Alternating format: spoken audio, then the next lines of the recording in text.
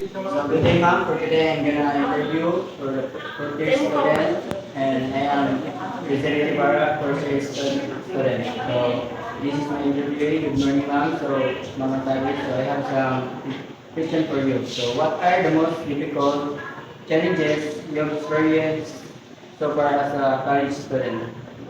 Okay, so one of the most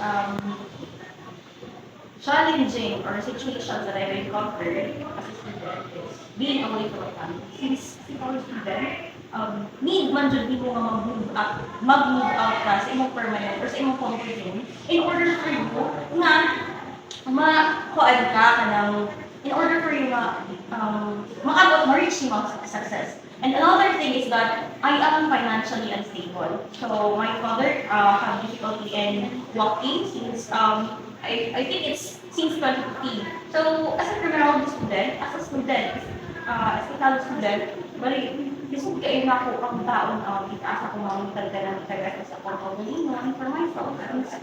Dili kayo masustain akong parents because for some financial issues. So as a student, so hinimo na ko akong best for me to attain college. So next question is, how do you stay motivated during challenging times?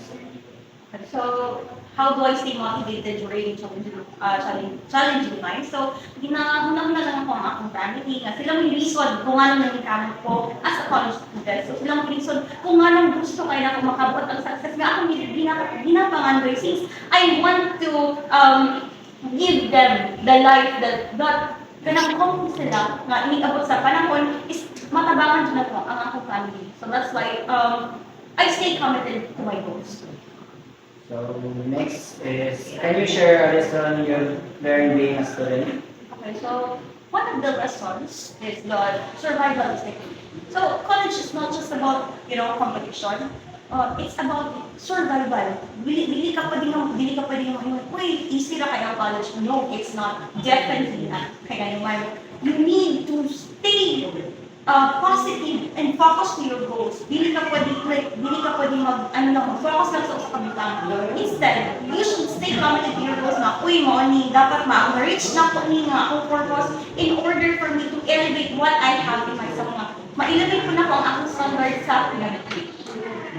So next is, what advice would you give to someone like me being a freshman? Okay, so for you, the thing that I can say is stay positive, stay committed to your goals.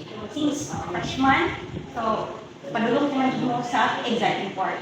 So as a college student like us, so you need to pursue your dreams. Like, if whatever the hindrance kayo maagian, just stay positive. Ayun yung nauna if makaagi mo yung failure or maka-experience mo failures in your life, mo give up na mo, no.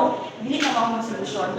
So, dapat estudyante ta. So, atong una, ato ning buhat dili para sa atong kaugalingon, kundi para sa atong family. So, in order for us to survive, so we need to be persistent para maabot na to ang atong goals sa kinabuhi nga gusto mo dyan nato makuha ang So the last question is, how do you stay focused on your goals? How do I stay focused? Like, look at the brighter side. So, even if I fail sometimes, if I experience a lot of failures in my life, still I stay positive. I just, unang ako for me na dili lang siya para sa akong pagalitan. This is not just for myself, but for my entire family. So ako din siyang buhat, since I wanted to elevate on my standard. I wanted to get the success that I dreamed of. So since in order for na makatabang ko sa akong family nga po, dili sila magkalisod. And mas better naman din ang naatay yung eskwelahan kay dili man na mabawi sa ato. So dapat kita nga estudyante malingamot kita para makabot ang success na ang ginapaman din sa ato. That's all. So that's all. Thank you, ma'am.